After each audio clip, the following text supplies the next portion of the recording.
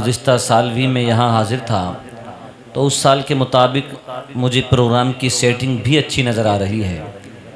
कल से बाज़ाब्ता निज़ामत भी हो रही है अल्हम्दुलिल्लाह, और नातो मनाक़िब का सिलसिला भी जारी और सारी है।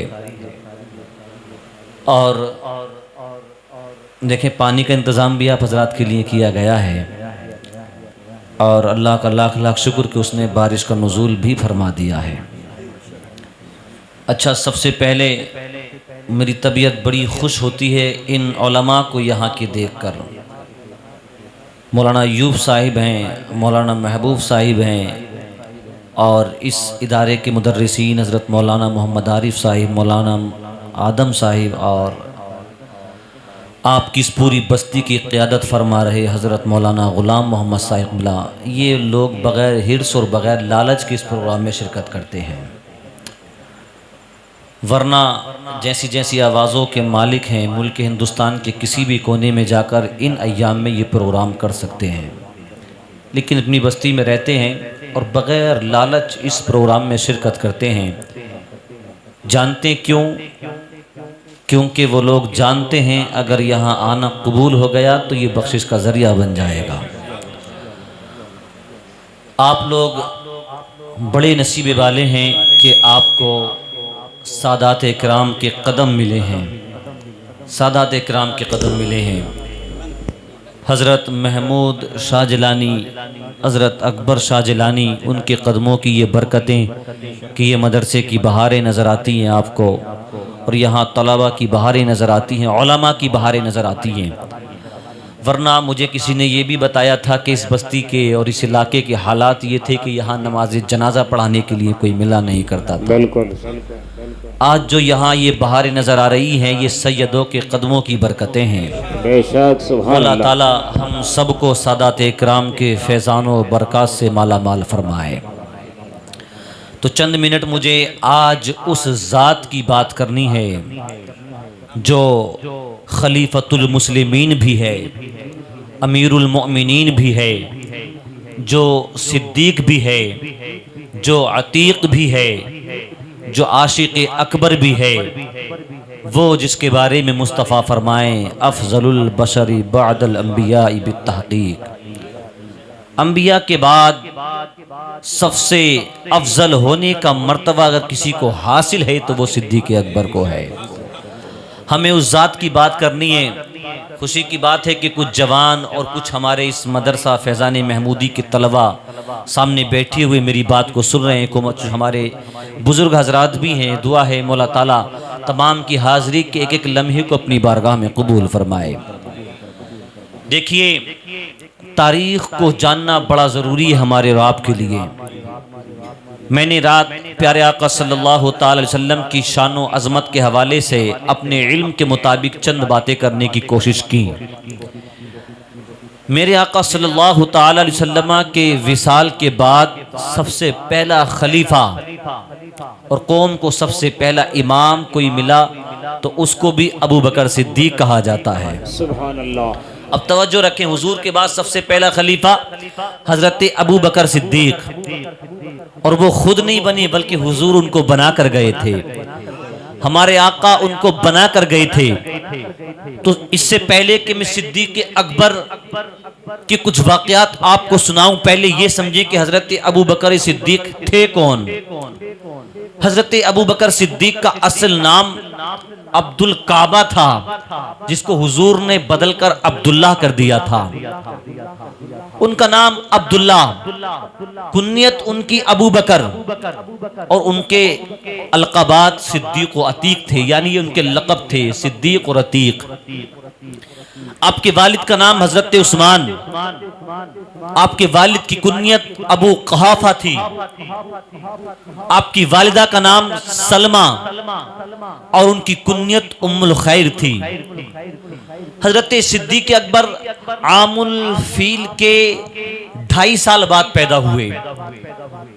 आमुल फील के 55 दिन बाद हमारे और तुम्हारे आका सल्लल्लाहु ताला अलैहि वसल्लम पैदा हुए, और 2.5 साल के बाद हजरत सिद्दीक अकबर पैदा हुए, यानी हुजूर से उम्र में तकरीबन 2.5 साल छोटे थे हजरत सिद्दीक अकबर। आमुल फील ये उस दौर को कहा जाता है जब अबरहा नामी जालिम बादशाह हाथियों का लश्कर लेकर, जिसके बारे में कुरान ने कहा अलम तरा कैफ़ फ़अल रब्बुका बि अस्हाबिल फील, अबरहा जालिम बादशाह हाथियों का लश्कर लेकर खाने काबा को मुनहदिम करने के इरादे से मक्का में आया था।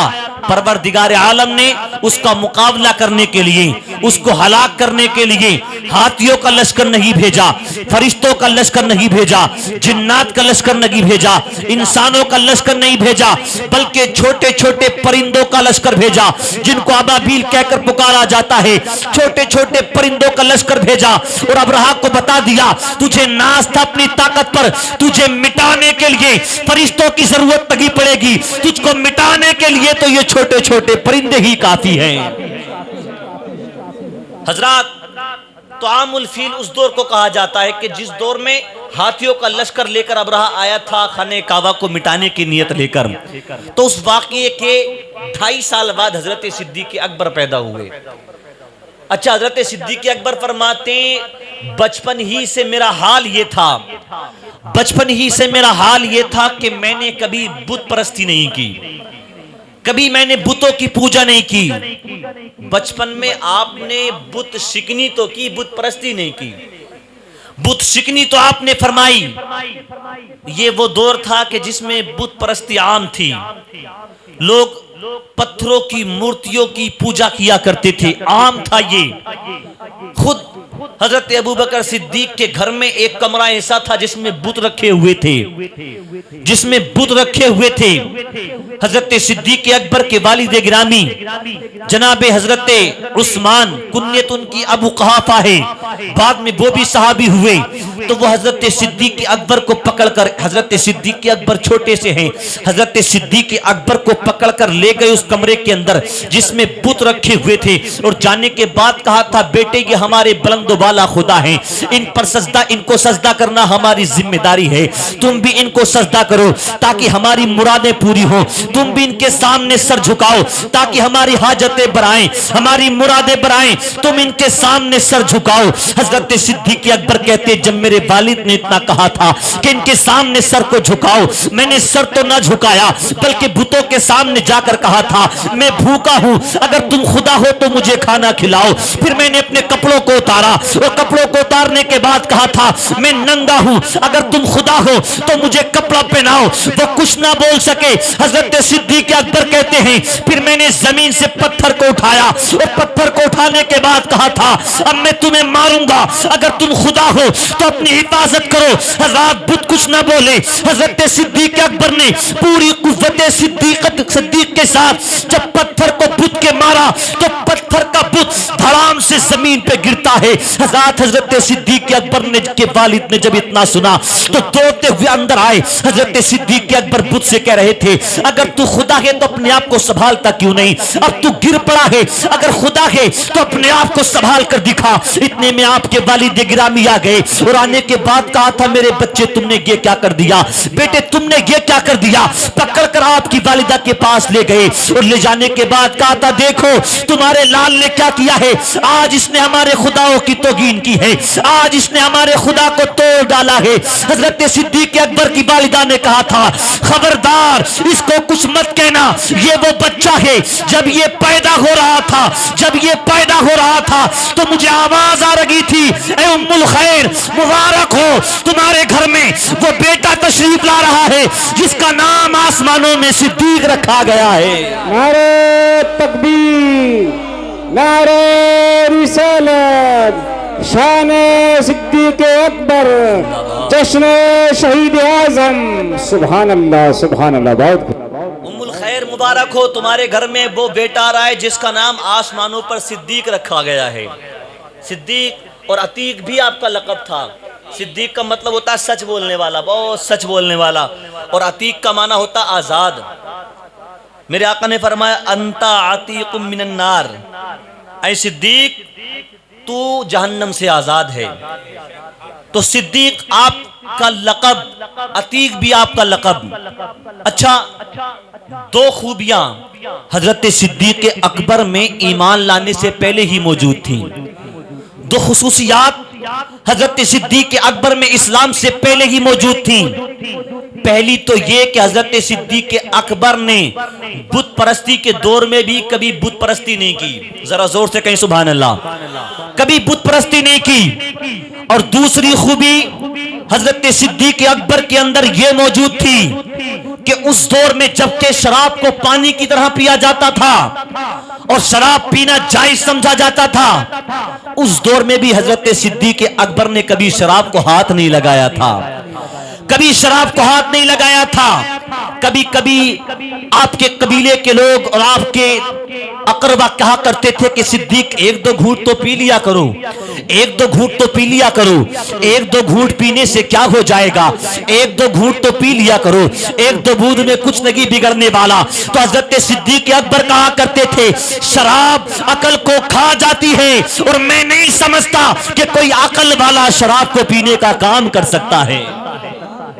मैं नहीं समझता कि कोई अकल वाला शराब को पी सकता है, क्योंकि शराब अकल को खा जाती है।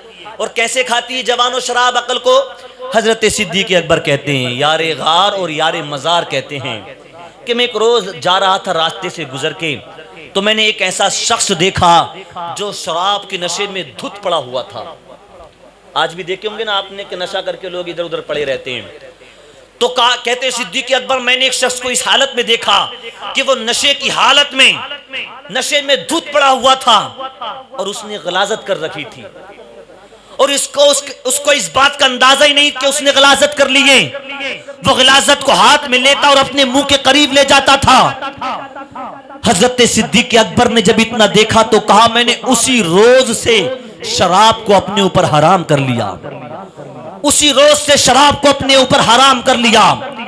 दौरे हाजिर में शराब पीना फैशन बन चुका है। जवान बड़े ठाठ के साथ शराब पीते हैं और कहते हैं ये शराब नहीं है, ये तो बियर है, ये फला चीज का जूस है, ये एनर्जी वाटर है, ये नॉन वाटर है, इसको शराब नहीं कहा जाता।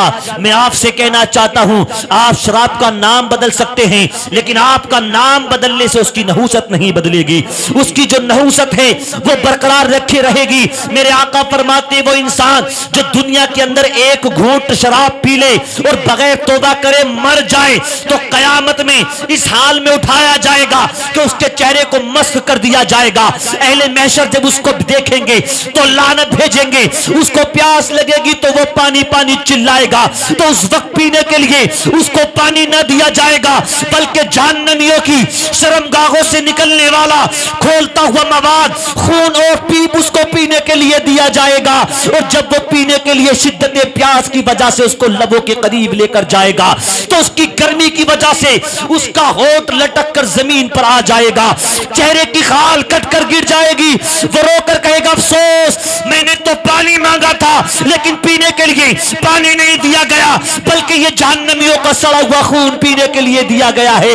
आवाज आएगी नादान, दुनिया के अंदर तूने जो एक घूंट शराब को पी लिया था ये उसी का बदला है जो तुझे आज पीने के लिए दिया जा रहा है। शराब पीना आम हो गया। लोग कहते हैं हमने शराब पर रिसर्च किए, मौलाना ये जो आजकल की बियर है ये शराब होती नहीं। जवान कहते हैं हमने रिसर्च किया है इस पर, ये शराब होती नहीं। मैं कहता हूं इस पर रिसर्च ना करें, रिसर्च करनी है तो आप कुरान पर करें, इस्लाम पर करें, कुरान को समझने की कोशिश करें। जितना वक्त आप दुनियावी उमूर को समझने के लिए दे रहे हो, काश ये वक्त आपने दिया होता मुस्तफा की हदीस पाक को समझने के लिए, रब की पाक किताब कुरान को समझने के लिए, तो आज तुम्हारे हाथ में शराब का नापाक जाम न होता बल्कि मुस्तफा की हदीस पाक होती या रब का पाक कलाम कुरान करीम होता। मेरे अजीजों, हजरत सिद्दीक अकबर कहते हैं मैंने उसी रोज से शराब को हराम कर लिया अपने ऊपर। देखें 2.5 साल छोटे थे हुजूर से और 20 साल की उम्र में ही हुजूर से दोस्ती हो गई थी। 20 साल की उम्र में ही ऐलान नबुव्वत से पहले ही हजरत सिद्दीक अकबर की दोस्ती हुजूर से हो गई थी। और फिर ऐसी दोस्ती हुई कि सफर में रहे तो साथ, हजर में तो साथ, गार में तो साथ और विसाल के बाद मजार में भी साथ। जंगों में आपके मुशीर वजीर रहे आप। बड़ी पक्की दोस्ती आपकी हो गई हजरत सिद्दीक अकबर की। हजरत सिद्दीक अकबर कहते हैं कि मैंने एक रोज ख्वाब देखा, अभी नबूवत का ऐलान नहीं हुआ है। हजरत सिद्दीक अकबर कहते हैं मैंने ख्वाब देखा। ख्वाब में क्या देखता हूँ, मैं लेटा हुआ हूँ, सो रहा हूँ, और मैंने देखा कि मक्के के ऊपर आसमान से एक नूर फूटता है, एक नूर निकलता है आसमान से, और नूर निकलने के बाद वो पूरे मक्के पर छा जाता है, पूरी दुनिया में फैल जाता है, यहां तक कि वो नूर हजरत अबू बकर सिद्दीक के घर में भी दाखिल हो जाता है। हजरत सिद्दीक अकबर कहते हैं जैसे ही मेरे घर के अंदर दाखिल हुआ, मैंने अपने दरवाजे को बंद कर दिया। क्या देखता हूं, दरवाजा मैंने बंद किया तो घर में अंधेरा था, लेकिन पूरा घर जगमग जगमग होने लगा, पूरा घर रोशन हो गया। हजरत सिद्दीक अकबर कहते हैं भड़बड़ा कर मेरी आंख खुली, बस घबरा कर मैं जागा, और सुबह को मैंने मुअब्बिरीन को तलाश किया। मैंने एक यहूदी के पास जाकर अपना ख्वाब बयान किया। मैंने उससे पूछा बताओ इस ख्वाब की ताबीर क्या हो सकती है, तो उसने कहा था मुझे नहीं पता इस ख्वाब की ताबीर क्या होगी, अगर पूछना के तो जाकर किसी और से पूछ लो। हजरत सिद्दीक अकबर बड़े माहिर ताजिर भी थे, आप तिजारत में बड़े माहिर थे।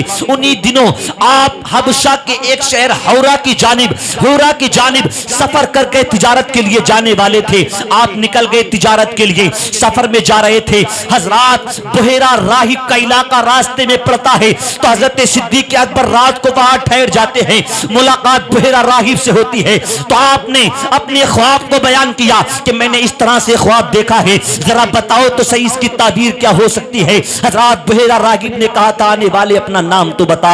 हजरत अबू बकर ने अपना नाम बताया, कहा अपने कबीले का नाम बता। हजरत अबू बकर ने अपने कबीले का नाम बताया। फिर राहिब ने कहा था ये तो बता दे तेरा नाम क्या है। जब अबू बकर ने अपना नाम बताया तो उस अबू बुहेरा रागिब ने कहा था ऐ अबू बकर अगर तेरा ख्वाब सच्चा है, अगर तेरा ख्वाब सच्चा है तो अनकरीब मक्के में एक ऐसा शख्स आएगा जो अल्लाह का आखिरी और सच्चा रसूल होगा, उस पर ईमान लाना तुम्हारे लिए जरूरी होगा। और तुम्हारे लिए खुशखबरी ये है कि तुम दुनिया के अंदर भी उनके साथ रहोगे, मरने के बाद मजार में भी उनके साथ रहोगे, मरने के बाद मजार में भी उनके साथ रहोगे। तवज्जो के साथ सुने, आगे की बात बड़े मजे की है। हजरत सिद्दीक अकबर ने जब इतना सुना तो दिल ही दिल में खुश होने लगे। हजरत अपना काम निपटा कर जब वापस मक्के के अंदर पहुंचे तो आपसे ताजिर मिलने के लिए आते थे, पूछते थे सिद्दीक अकबर बताओ तो सही सफर कैसा रहा, इस मर्तबा माल में कितना नफा हुआ। तो सिद्दीक अकबर कहते थे मुस्कुराकर अब से ज्यादा नफा तो कभी हुआ ही नहीं, सबसे ज्यादा नफा तो इस बार हुआ है, सबसे ज्यादा फायदे का सौदा तो इस बार मिला है। कहा क्या मतलब। हजरत सिद्दीक अकबर कहते थे बाद में बताऊंगा मतलब क्या है, लेकिन सिद्दीक अकबर आने वालों से साथ साथ में ये भी पूछ लिया करते थे लोगों ये बताओ मेरे जाने के बाद मक्के में कोई नया मामला तो पेश नहीं आया है, मेरे जाने के बाद मक्के में कोई नई बात सुनने के तो लिए तो नहीं मिली है। तो लोगों ने कहा था हाँ अबू बकर सिद्दीक तुम्हारे जाने के बाद एक बहुत बड़ा मामला पेश आया है। हजरत अबू बकर कहते क्या है वो मामला। तो लोगों ने कहा था अब्दुल मुत्तलिब का पोता, अबू तालिब का भतीजा, अब्दुल्ला का यतीम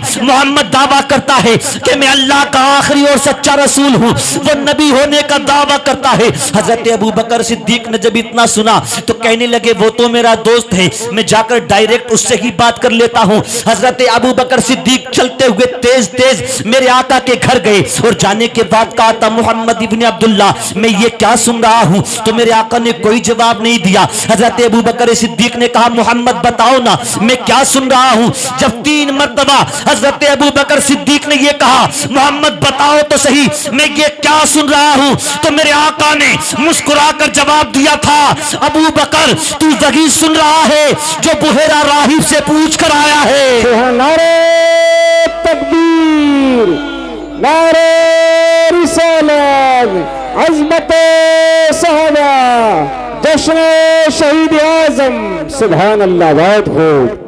हजरत मेरे आका ने कहा अबू बकर तू वही सुन रहा है जो बुहेरा राहिब से सुनकर आया है। हाँ मैंने दावा किया। जब हजरत अबू बकर ने इतना सुना तो फौरन कहा अशहदु अल्ला इलाहा इल्लल्लाहु वहदहु ला शरीका लहु व अशहदु अन्ना मुहम्मदन अब्दुहु व रसूलुहु।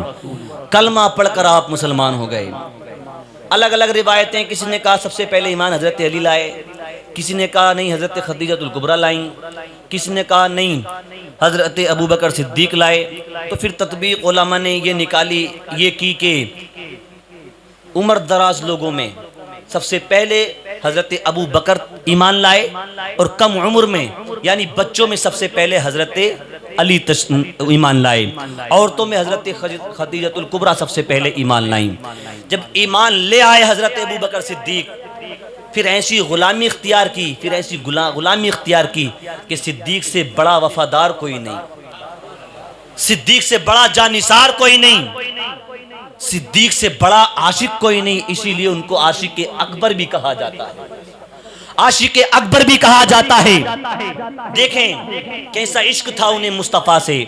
जिक्र सुनने आए हैं, सीखे भी कि मुस्तफ़ा से कैसे प्यार करना है। दीन की राह में खर्च करने की कैसी लगन उनके दिल में थी, दीन की राह में माल को कुर्बान करने का कैसा जज्बा उनके दिल के अंदर था। आज तो हाल ये है कि मस्जिद आपकी बन रही है,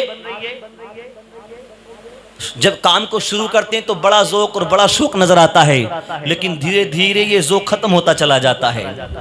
हजरत अबू बकर को इतना शौक़ था कि हुजूर कभी कुछ मांगते थे तो घर का सारा कुछ ही ले जाकर हुजूर के कदमों में निछावर कर दिया करते थे, सारा कुछ ले जाकर हुजूर के कदमों में डाल दिया करते थे।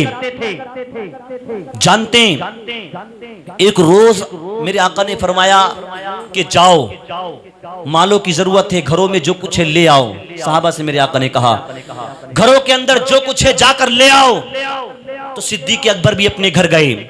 आपके घर वालों का बयान है कि आप मुसल्ला बिछाकर बैठ गए और हाथ उठाकर दुआ करने लगे, और रो रो कर आप दुआ कर रहे थे, रो रो कर आप दुआ कर रहे थे। आपके घर वालों का बयान है कि रो रो कर आप ये दुआ कर रहे थे, ऐ पाक परवरदिगार आलम कोई वही ऐसी नाजिल फरमा दे अपने हबीब पाक पर कि अल्लाह तेरा महबूब मेरे माल को अपना ही माल समझकर खर्च किया करे। ऐ परवरदिगार तेरा सिद्दीक ये चाहता है, अबू बकर ये चाहता है कि कोई ऐसी वही नाजिल फरमा दे हमारे आका पर ताकि हमारे आका मेरे माल को अपना ही माल का समझकर खर्च किया करें। क्योंकि जब आका दीन के लिए हमसे कहते हैं कि लेकर आओ और हम ले जाकर आका की बारगाह में हाजिर करते हैं तो देने वाले का हाथ ऊपर होता है, लेने वाले का हाथ नीचे होता है। ऐ परवरदिगार महबूब का हाथ नीचे हो जाता है, गुलाम का हाथ ऊपर हो जाता है, और गुलाम को यह गवारा नहीं कि महबूब का हाथ नीचा हो। परवरदिगार कोई ऐसी बगी नाजिल फरमा दे कि तेरा महबूब मेरे माल को अपना की समझ के खर्च कर दिया करे। कैसा जज्बा था उनके दिलों के अंदर, उनके दिल के अंदर। देखें फिर हजरत सिद्दीक अकबर की ये दुआ कबूल भी हुई, हजरत सिद्दीक अकबर की ये दुआ कबूल भी हुई। एक रोज हजरत सिद्दीक अकबर बैठे थे, आपके घर वाले भी बैठे थे, तो मेरे और तुम्हारे आका सल्लल्लाहु ताला अलैहि वसल्लम घर के अंदर तशरीफ लाए, और लाने के बाद डायरेक्ट संदूक के पास पहुंचे जहां आपका बॉक्स रखा हुआ था जिसमें सामान रखा रहता था। मेरे आका ने बगैर पूछे उस संदूक को खोला, उसके अंदर जिसके अंदर जो सामान रखा हुआ था उसको मेरे आका ने ले लिया और सिद्दीक अकबर से मुस्कुरा कर कहा मुझे जरूरत है फला जगह खर्च करना है, लेकर जा रहा हूं। हजरत सिद्दीक अकबर यूं बैठकर मेरे आका को मुस्कुरा कर देख रहे हैं, मेरे आका लेकर जा रहे हैं।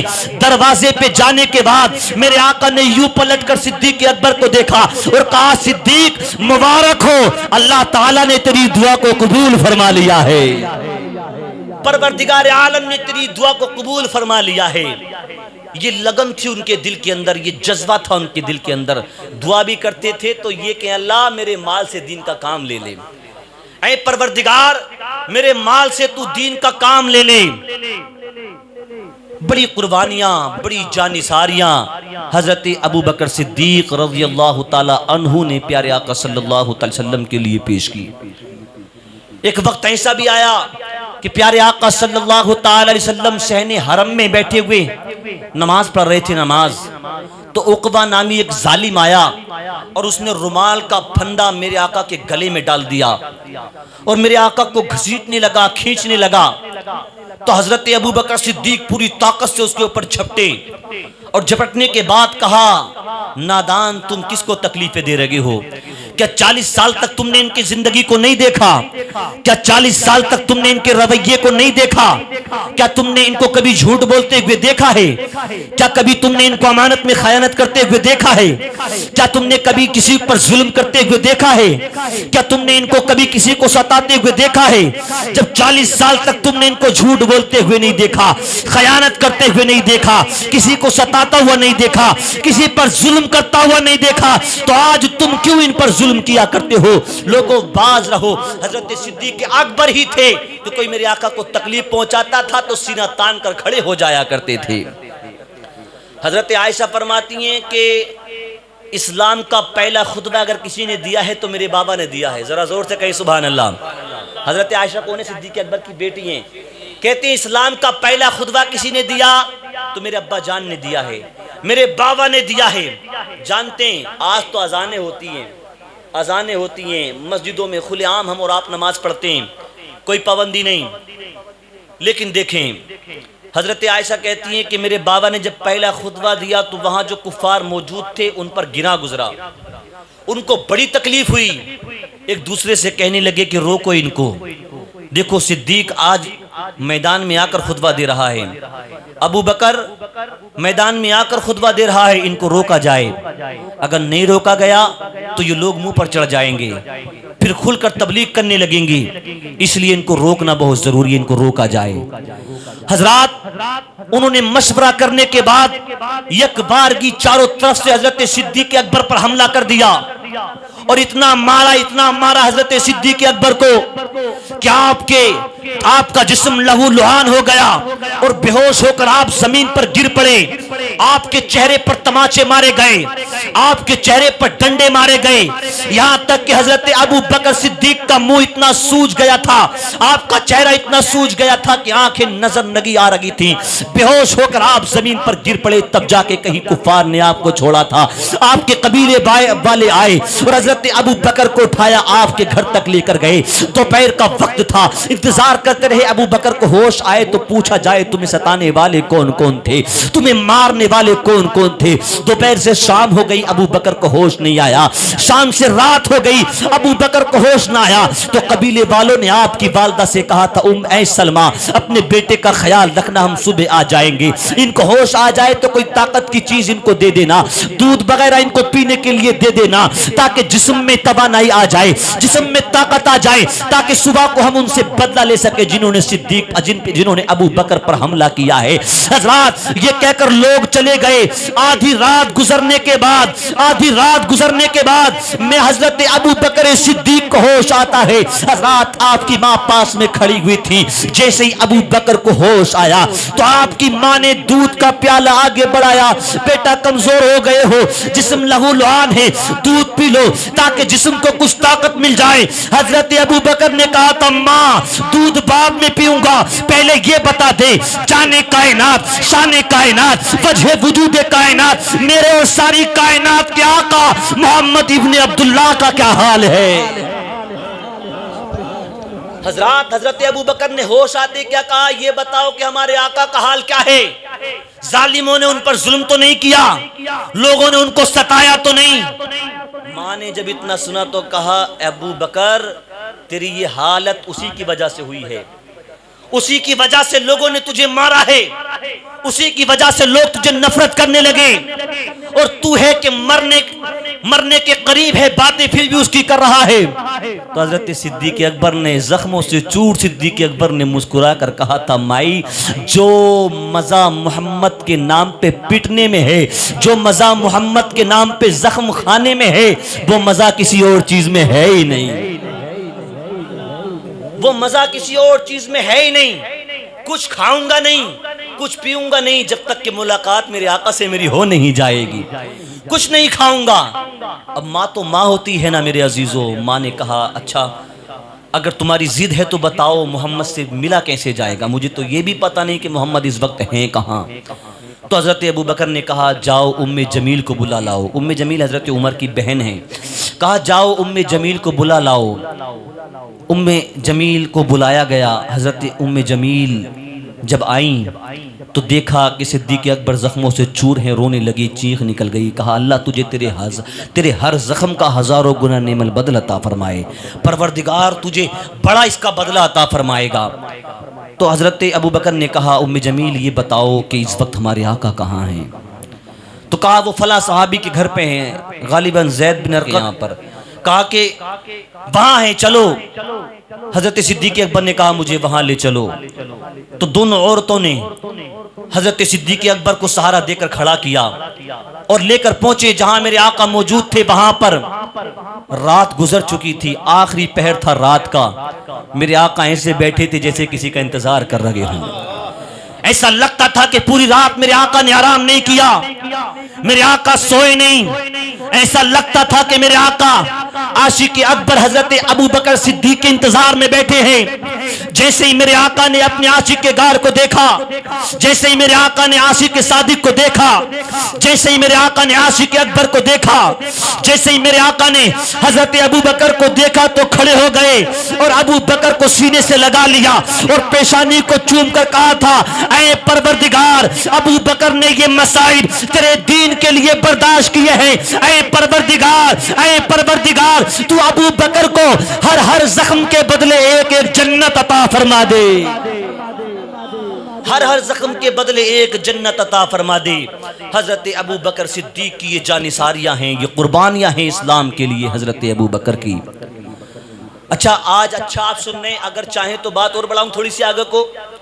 मुझे हुक्म ये था कि हज़रत का मौसम ख़राब होने की वजह से, बारिश की वजह से हालात मुतासिर हुए और फिर कीड़े इतने ज़्यादा आ रहे हैं लाइट की वजह से कि लाइट जलाना दुश्वार हो रहा है। तो हज़रत ने कहा था बस आधा घंटा गुफ्तगू करना, लेकिन बात क्योंकि हज़रत सिद्दीक़ अकबर की हो रही है, मैं शॉर्ट करके जल्दी जल्दी बात को समेट लेता हूँ।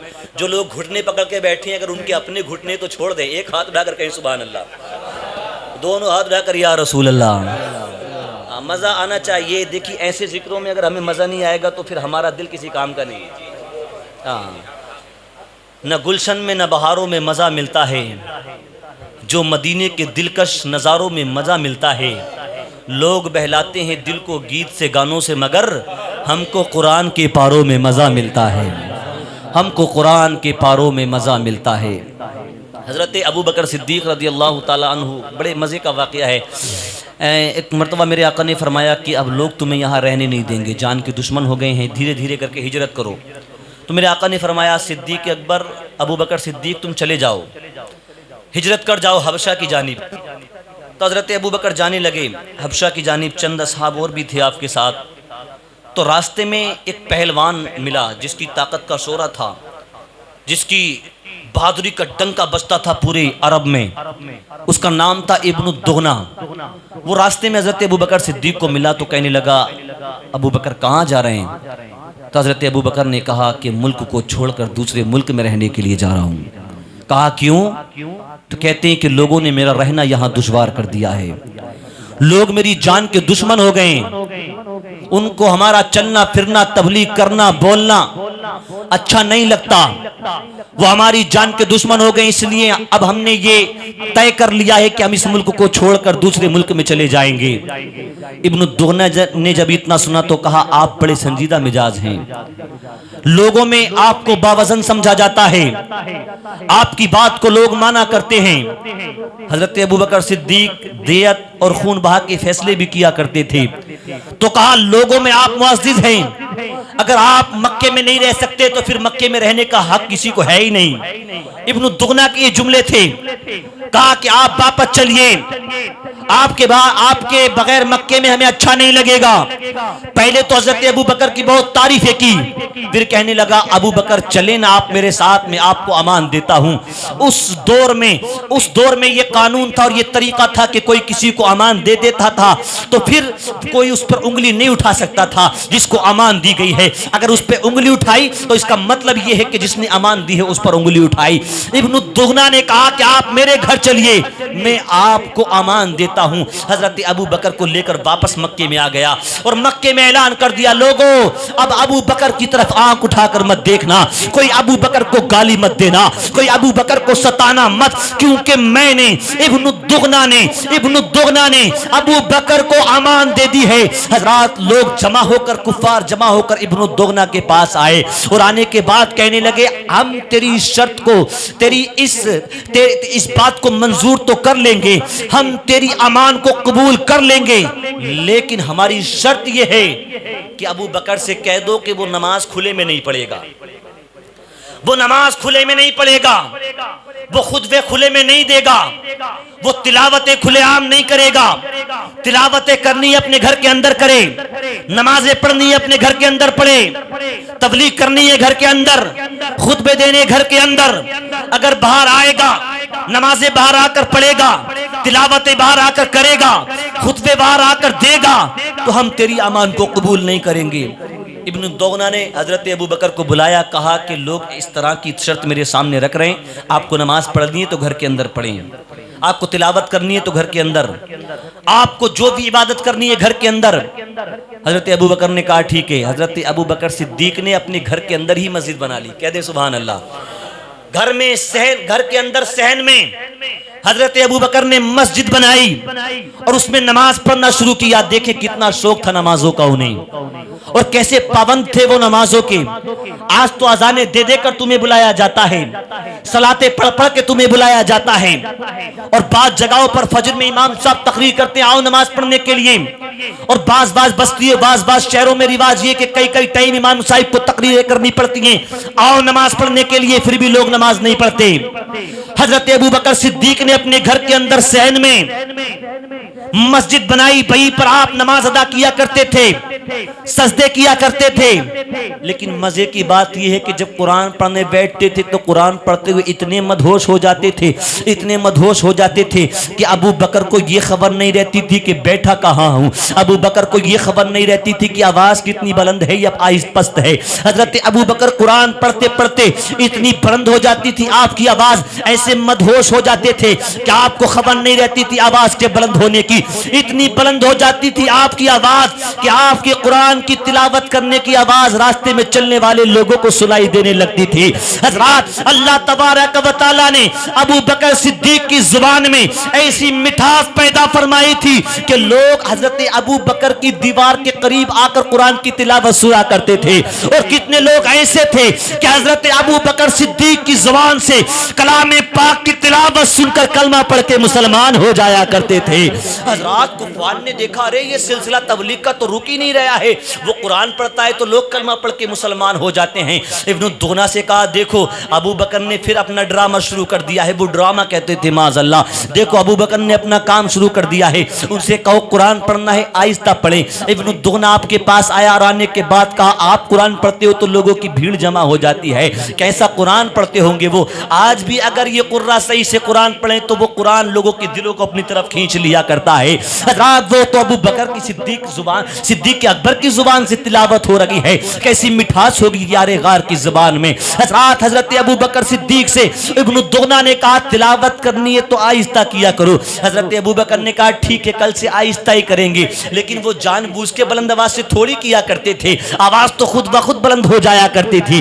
दूसरे दिन को जब तिलावत करने बैठे तो आवाज फिर उतनी बुलंद हो गई, सुनने वालों की फिर भीड़ लग गई और फिर कितने लोग कलमा पढ़ के मुसलमान हो गए। तीसरे दिन भी यही हुआ तो इब्न दुगना ने आकर कहा था, अबू बकर अगर अपना ख्याल लगी है तो कम से कम मेरा तो ख्याल करो, लोग मुझसे झगड़ा करने के लिए तैयार है। हजरत अबू बकर ने आंखों में आंखें डालकर कहा था, इब्न दुगना तेरी अमान तुझको मुबारक हो, मुझको मेरे रब की अमान ही काफी है, मुझको मेरे रब की अमान ही काफी है। कहा तेरी अमान तुझको मुबारक हो, मुझे डर वर नहीं लगता किसी से, हम डरते हैं तो सिर्फ एक जात से, वो हमारे रब की जात है, तेरी अमान तुझको मुबारक हो। हजरत अबू बकर सिद्दीक रज़ी अल्लाह ताला अन्हु फिर मेरे आका की बारगाह में हाजिर हुए। फिर लोगों ने मशवरा किया कि इन लोगों का सोशल बाइकाट किया जाए। मेरे आका का सोशल बाइकाट कर दिया गया। यानी ये मशवरा हुआ कि अब मोहम्मद के यहाँ कोई उठेगा, उठने बैठने नहीं जाएगा, कोई उनको अपने घर नहीं बिठाएगा, कोई उनको दावत नहीं खिलाएगा, कोई उनके घर दावत नहीं खाएगा, कोई उनकी खेती में काम नहीं करेगा, कोई काम उनसे कोई मतलब नहीं रखा जाएगा। सोशल बाइकाट कर दिया गया। मेरे आका के घर वालों पर खाना पानी बंद कर दिया गया। शाह अबी तालिब का ये जमाना था। 2.5 साल तक मेरे आका के घर खाना पानी बंद रखा गया। कई मर्तबा ऐसा भी हुआ कि मेरे आका के घर वालों ने पत्ते खाकर गुजारा किया। पत्ते खाकर लोगों ने हजरत अबू बकर सिद्दीक से कहा था, क्योंकि तुम मुअज़्ज़िज़ शख्सियत हो, तुम बड़े माहिर ताजिर हो, तुम लोगों के फैसले किया करते हो, इसलिए तुम्हारे साथ ये मामला नहीं किया जाएगा, तुम्हारा बाइकाट नहीं किया जा रहा है। तुम काम करना चाहते हो करो, तुम लोगों के साथ बैठना चाहते हो बैठो, तुम लोगों के साथ खाना खाना चाहते हो खाओ, तुम लोगों को अपने साथ खाना खिलाना चाहते हो खिलाओ, लेकिन मोहम्मद को खाना ना खिलाया जाएगा, मोहम्मद के साथ खाना ना खाया जाएगा।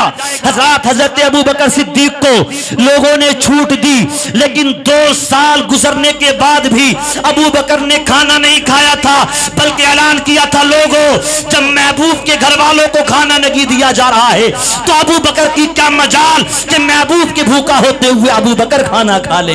नारे तकबीर, नारे रिसालत, अज़मत मुस्तफा, शान सिद्दीक अकबर, सुभान अल्लाह सुभान अल्लाह। चलिए इख्तिताम की तरफ आते हैं। हजरत अबू बकर ने बड़ी कुर्बानियां पेश की। फिर हिजरत की रात आई। हिजरत की रात आई। मेरे आका ने हजरत अबू बकर को बुलाया, कहा हिजरत करनी है, तैयार हो जाओ, तुम्हें मेरे साथ चलना है। तो हजरत अबू बकर सिद्दीक ने जल्दी से ऊँटनी तैयार की, ऊँटनी पर सामान लादा और घर में जितना भी माल था सारा ले लिया और एक कपड़े में बांध के उसे ऊँट पर रख लिया। ये फिक्र नहीं कि घर वाले क्या खाएंगे, बच्चे क्या खाएंगे। आपकी बेटी थी हजरत अस्मा, उन्होंने कलमा पढ़ लिया था उस वक्त। तो अपनी बेटी से कहा, बेटी हम जा रहे हैं मदीना के लिए, लेकिन हम उस रास्ते से नहीं जाएंगे जो रास्ता मदीने का है। हम 3 दिन तक गारे सोर में ठहरेंगे, तू रात में खाना बनाकर पहुंचा दिया करना। आपके एक बेटे भी ईमान ला चुके थे, उनसे कहा कि तू मक्के की गलियों में घूमकर देखना कि लोग हमारे बारे में क्या बातें कर रहे हैं, हमें आकर रात के अंधेरे में हमें बता दिया करना। अपने एक गुलाम की ड्यूटी लगाई कि तू रात में बकरियां चराता चराता गारे सोर के करीब आ जाया करना, हम उनका दूध दोकर इस्तेमाल कर लिया करेंगे, उसको पीने के लिए हम इस्तेमाल कर लिया करेंगे, काम चला लिया करेंगे। सारा माल ले लिया आपने, आप रवाना हो गए। आप रवाना हो गए। उस वक्त आपके वालिद नाबीना हो चुके थे, हजरत उस्मान जिनकी कुन्नियत अबू कहाफा है, आप जो है नाबीना हो चुके थे, रोशनी आंखों की चली गई थी। हजरत अबू बकर के अब्बा आप नाबीना हो चुके थे। जब उनको पता चला कि अबू बकर चला गया तो आकर तेजी के साथ अपनी पोती अस्मा के पास आए, कहा तुम्हारे वालिद कहाँ हैं? कहा वो तो चले गए। तो आपके वालिद ने कहा था, उस वक्त वो ईमान नहीं लाए थे, कहा था मुझे पक्का यकीन है कि वो मोहम्मद के साथ ही गया होगा, मुझे यकीन है कि वो मोहम्मद के साथ ही गया होगा, और मुझे ये भी यकीन है कि वो घर का सारा माल ले गया होगा, वो घर का सारा माल ले गया होगा। अरे हमारे लिए कुछ छोड़ा कि नहीं छोड़ा? हजरत अस्मा ने जल्दी से किसी कपड़े में कुछ कंकरियां बांधी और बांधने के बाद वो एक ताक में रखी और अपने दादा हजरत उस्मान से कहा, नहीं वो घर वालों के लिए कुछ छोड़ कर गए हैं। ये नहीं कहा सोना छोड़ कर गए हैं, ये नहीं कहा हीरे जवाहरात छोड़ कर गए, ये कहा कुछ छोड़ कर गए हैं, कुछ छोड़ कर गए हैं। वो नाबीना थे, उन्होंने छू कर देखा तो कहा हाँ अच्छा है कि अपने घर वालों के लिए कुछ छोड़ कर गया है। हजरत अबू बकर की बेटी अस्मा से लोगों ने पूछा था, ऐ अस्मा तुम्हारे वालिद तो पत्थर के सिवा कुछ छोड़कर नहीं गए थे। हजरत अस्मा ने कहा था, लोगों अबू बकर का छोड़ा हुआ एक पत्थर ही हीरो से ज्यादा कीमती हुआ करता है, हमारे लिए उनका छोड़ा हुआ पत्थर ही काफी है। अब गए, देखें गार सोर एक पहाड़ी का नाम है। हजरत मौलाना गुलाम मोहम्मद साहिबुल्लाह गए हैं, हजरत बता रहे थे मुझे उम्रा करके आ गए हैं अल्हम्दुलिल्लाह। तो गारे सोर भी गए होंगे हजरत। सोर जबल सोर आपने देखा होगा, 5000 फीट की उसकी ऊंचाई है, 5000 फीट की उसकी ऊंचाई है। 25 साल जवान भी चढ़ता है ना तो टांगे जवाब दे जाती हैं, थोड़ा सा सामान लेकर चढ़ ना सके। और जिस वक्त हजरत अबू बकर सिद्दीक और मेरे आका हिजरत फरमा रहे थे तो उस वक्त मेरे आका की उम्र थी 53 साल और हजरत अबू बकर 2.5 साल छोटे थे, तो 50 साल या 50.5 साल आपकी उम्र थी। तो 50 साल का आदमी बूढ़ा ही हो जाता है। जब आप चलने लगे, अब तो पैरियां बना दी गई हैं, पैरियों पे इंसान न चढ़ पाए, टांगे जवाब दे जाती हैं, कई राउंड में वहां पहुंचते हैं आराम करते करते। और यहां तो जल्दी जल्दी चढ़ना था, उन्हें पता था पीछे दुश्मन आ रहे हैं। तो हजरत अबू बकर सिद्दीक चढ़ने लगे प्यारे आका के साथ साथ। देखा रास्ते में कि आका के चेहरे पे थकावट के आसार नजर आ रहे हैं, तो रोकर कहने लगे या रसूलल्लाह, गुलाम को ये गवारा नहीं कि उसके सामने महबूब के चेहरे पर थकावट के आसार नजर आए। आका सवारी हाजिर है, आप कांधों पर सवार हो जाओ। हजरत अबू बकर सिद्दीक ने मेरे आका को कांधों पर बिठाया। ये फर्दे वाहिद है जिसने नबुव्वत के बोझ को उठाया है। ये 50 साल अबू बकर सिद्दीक मेरे आका के बारे नबुव्वत को अपने कांधों पर लाद कर सीना तान कर 5000 फीट की ऊंचाई को चढ़ रहा है। 5000 फीट की ऊंचाई को चढ़ रहा है और पहुंच गए आप जबल सोर की चोटी पर। वहां एक गार थी, आपने मोबाइलों के जरिए हो सकता है देखा हो, आजकल सोशल मीडिया का दौर है। वो जो गार है उसमें सिर्फ 2 लोगों के बैठने की जगह है, इतनी जगह भी नहीं कि उसमें खड़े हो सके, सिर्फ बैठ सकते हैं। हजरत अबू बकर सिद्दीक और मेरे आका वहां जाकर बैठ गए। सांप का वाकया भी इसमें है, मैं उसको बयान करूंगा, बात लंबी हो जाएगी। मुख्तसर बता दूं कि एक सांप था जो इंतजार करता था हुजूर के दीदार का। हजरत अबू बकर सिद्दीक ने भांप लिया कि इसमें सांप है, तो आपने उसके सुराख को अपना अंगूठा लगाकर बंद कर लिया। चूंकि हुजूर थके हुए थे तो हजरत अबू बकर के जानू पे सर रख के सो गए और सांप बार बार काटता था। बड़ा जहरीला सांप था, बार बार काटता था, बार बार काटता था।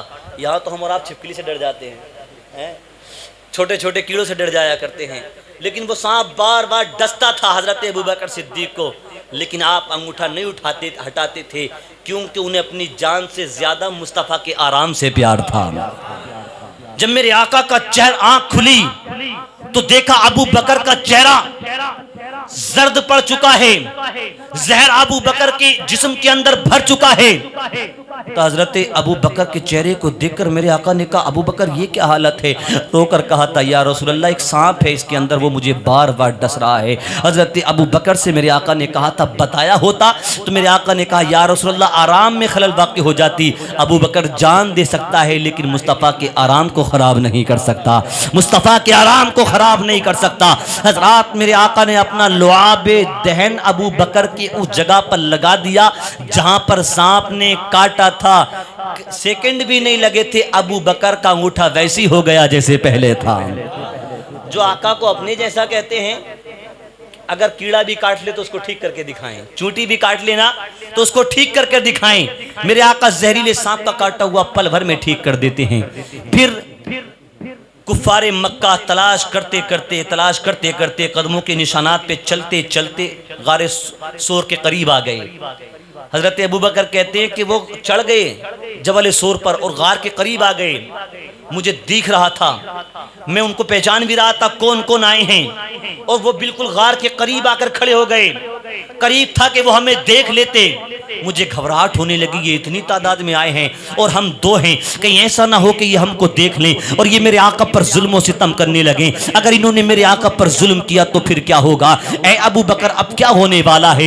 हजरत अबू बकर कहते, मुझे डर लगने लगा। मैंने अपने आका से कहा था, या रसूल अल्लाह, लोग दुश्मन करीब आ गए हैं, अगर इन्होंने हमें देख लिया तो हम तो दोगी हैं और ये इतनी तादाद में हैं, ये हम पर कितना जुल्म और सितम करेंगे। मेरे आका ने कहा, अबू बकर, उनको घबराने की जरूरत नहीं है, जिन 2 के साथ परवरदिगार आलम की मदद हो। आका ने फरमाया, ला तहज़न इन्नल्लाह माना, ए अबू बकर घबराओ मत, बेशक हमारे साथ हमारा अल्लाह है। हजरत अबू बकर कहते हैं, जैसे कि मेरे आका ने फरमाया, उस दिन के बाद से मौत के वक्त तक कभी अबू बकर को डर ही नहीं लगा, फिर कभी डर ही नहीं लगा। मेरे आका ने फरमाया, ला तहज़न इन्नल्लाह माना, बेशक डरो मत, घबराओ मत, बेशक हमारा रब हमारे साथ है। तो हजरत अबू बकर कहते हैं, उस वक्त तो डर निकल ही गया, लेकिन उसके बाद मरते दम तक फिर किसी चीज से डर ही नहीं लगा। अल्लाह फरमाता, वला तहिनू वला तहज़नू व अंतुमुल अअलौना इन कुंतुम मुमिनीन, घबराओ मत, डरो मत, परेशान मत हो, सबसे ज्यादा कामयाब तुम ही होगे अगर तुम्हारे अंदर ईमान है। अगर तुम्हारे अंदर ईमान है तो मेरे अजीजों, ईमान अपने अंदर पैदा करें, मदद अल्लाह की पहुंचेंगी। एक शायर ने कहा था, सहमी सहमी सी मेरी कौम की हालत क्यों है, खौफ रब का नहीं तो गैरों से दहशत क्यों है, और हमने सोचा ही नहीं कभी अंजाम अपना, काश हम सोचते कि गैरों की क़ियादत क्यों है, और जालिम खुद ही मिट जाएगा, बस तू इखलास से उठ, खुदा करेगा मदद, गैरों से घबराहट क्यों है। तो गैरों की घबराहट दिल से निकाल दें, अल्लाह पर यकीन रखें, अल्लाह की मदद पहुंचेगी। कैसे सिद्दीक़ अकबर और मेरे आका की मदद अल्लाह ने फरमाई। गार के करीब आ गए जालिम, मकड़ी का जाला उस वक्त नहीं था जब ये दोनों दाखिल हुए थे, लेकिन अल्लाह ने मकड़ी के जाले से मेरे आका की हिफाजत फरमाई। और दुनिया के अंदर सबसे कमजोर घर किसका होता है? मकड़ी का। कुरान कहता है इन्ना अवहनल बुयूति लबैतुल अनकबूत। दुनिया के अंदर सबसे ज्यादा कमजोर किसी का घर है तो वो मकड़ी का। और बड़े बड़े जालिमों से अल्लाह अपने महबूब की हिफाजत सबसे कमजोर घर से करा रहा है। जब परवरदिगार आलम अपने कहर पर आता है तो मच्छर से नमरूद को हलाक करा दिया करता है। जब परवरदिगार आलम अपने कहर पर आता है तो अबाबील से अबरहा के लश्कर को हलाक करा दिया करता है। जब परवरदिगार आलम अपने कहर पर आता है तो फिरौन को पानी में गर्क कर दिया करता है। तो मेरे आका की हिफाजत किस चीज से फरमाई? मकड़ी के जाले से और कबूतरी के अंडों से। कबूतरी के अंडों से। बहरहाल काफ़ी लंबी गुफ्तगू हुई और बहुत अच्छा लगा, आज बहुत अच्छा आपने सुना भी। दुआ है मौला ताला हम सबको हज़रत अबू बकर सिद्दीक़ के फैज़ान से माला माल फरमाए और इस महफिल को अपनी बारगाह में कबूल फरमाए। बोलने में, आपकी सुनने में, इल्मी की बुनियाद पर जो गलत वाक़ई हुई हो, दुआ है मौला ताला हम सबको माफ़ फरमाए। बुलंद आवाज़ से कलमे तय्यबा पढ़ें, ला इलाहा इल्लल्लाहु मुहम्मदुर रसूलुल्लाह सल्लल्लाहु